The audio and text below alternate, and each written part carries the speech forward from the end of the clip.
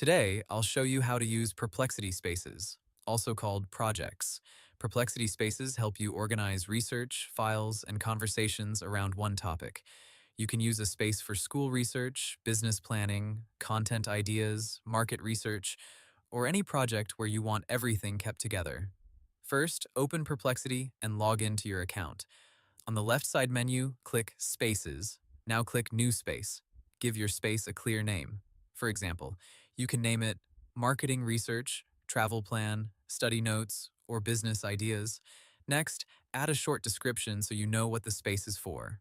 Perplexity says spaces are private by default, but you can make them shareable later if needed. You can also invite others as viewers or contributors, depending on how you want them to collaborate. Now add files if your project needs them.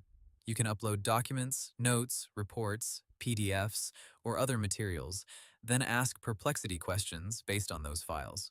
You can also create custom instructions for the space. For example, you can tell Perplexity to answer like a research assistant, use a formal tone, summarize sources clearly, or focus only on business insights. After that, start asking questions inside the space.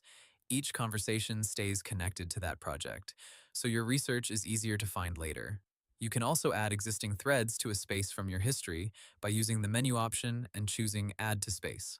To share the space, click Share, then choose Who can view or contribute, and that's it.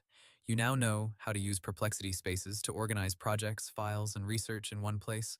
Hope the tutorial was helpful. Subscribe to my channel and see you in the next video.